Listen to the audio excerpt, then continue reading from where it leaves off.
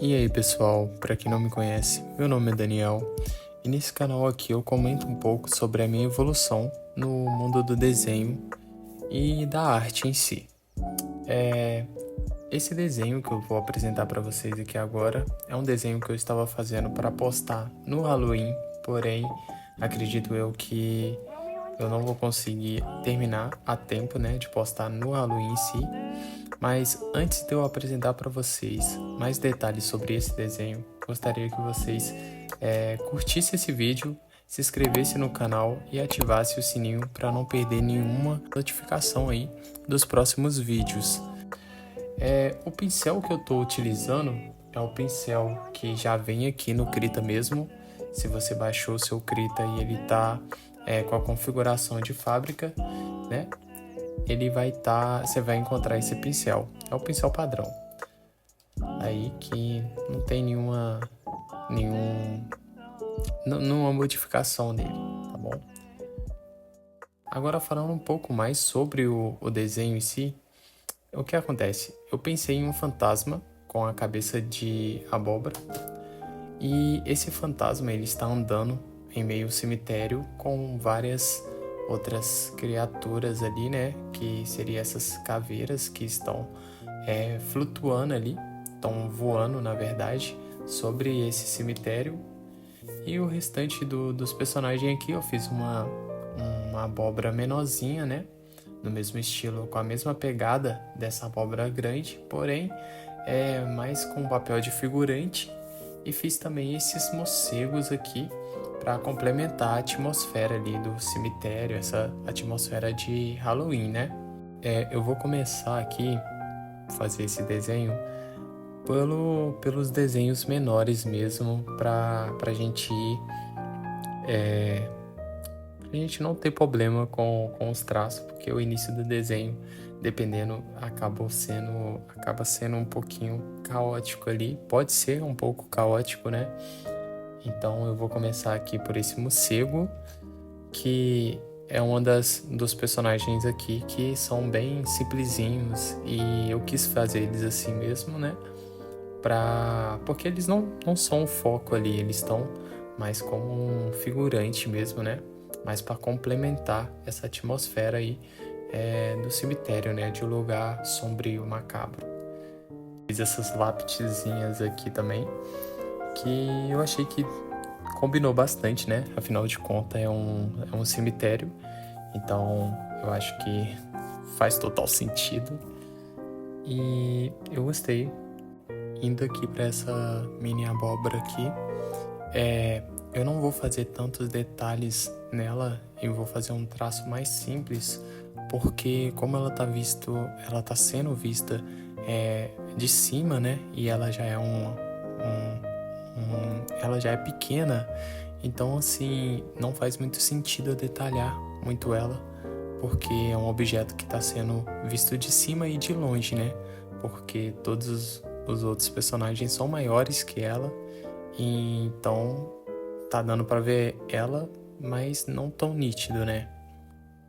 Quanto mais longe o objeto ou o personagem tá da nossa vista, menos detalhe ele vai ter, né?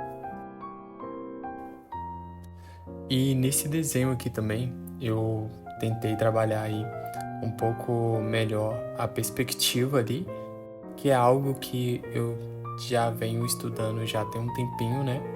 Então eu resolvi colocar um pouco mais de perspectiva, né? Pelo menos assim, mudar a perspectiva que eu já estou acostumado a trabalhar, né? Porque também, senão não adiantaria nada se eu não colocar em prática o que eu aprendi, né? Uma coisa que eu achei muito interessante nesse desenho e que não estava nos meus planos era essas caveiras, né, que eu desenhei. E elas têm o ponto de fuga delas próprio, né? Elas estão em outro ângulo.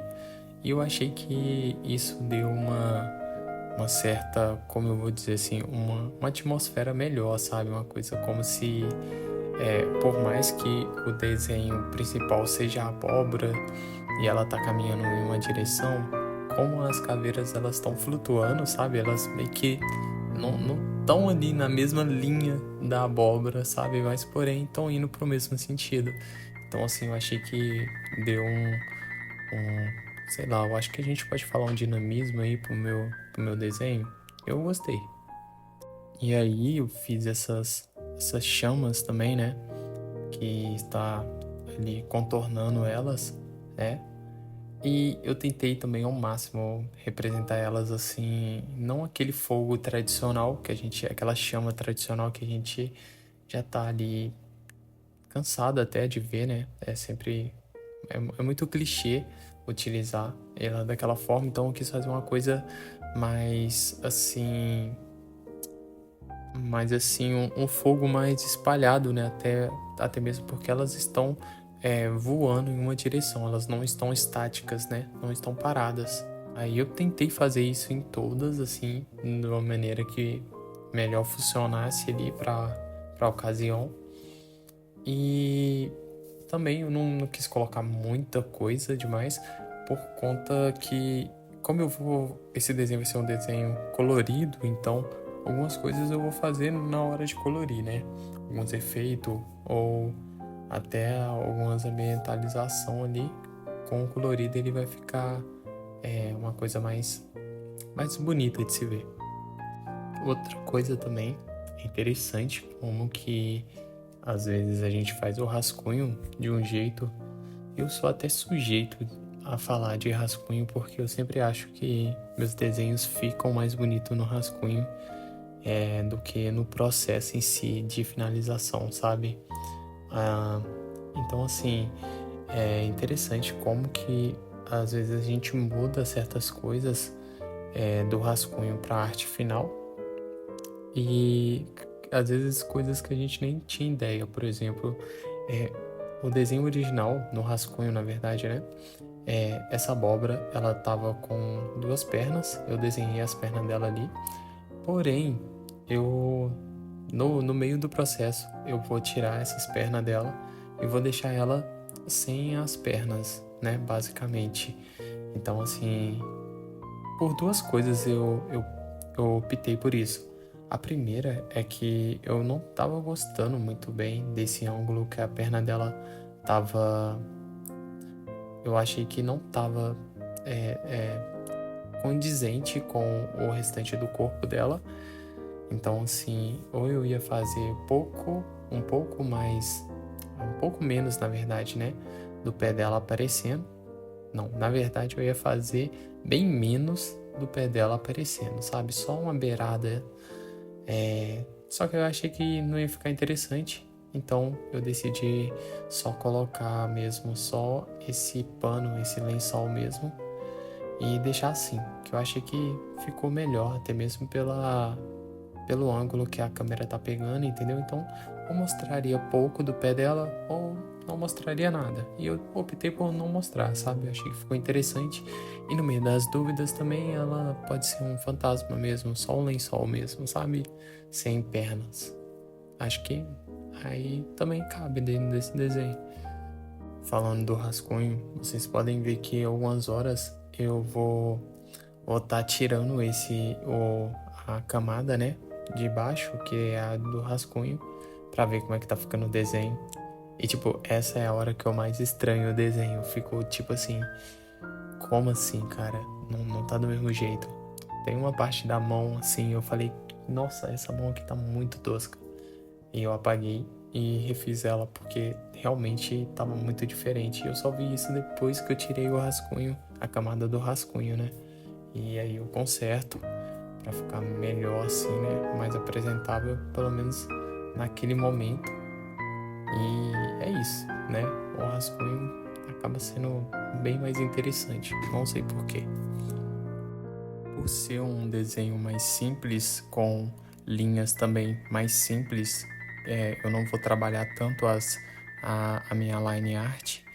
Então eu acredito que depois que vir o colorido vai complementar essa arte e vai preencher, né, esse vazio que fica quando a arte está com um traço mais simples, né? Como vai ser uma arte colorida, o colorido vai vir para complementar isso e vai fazer total diferença.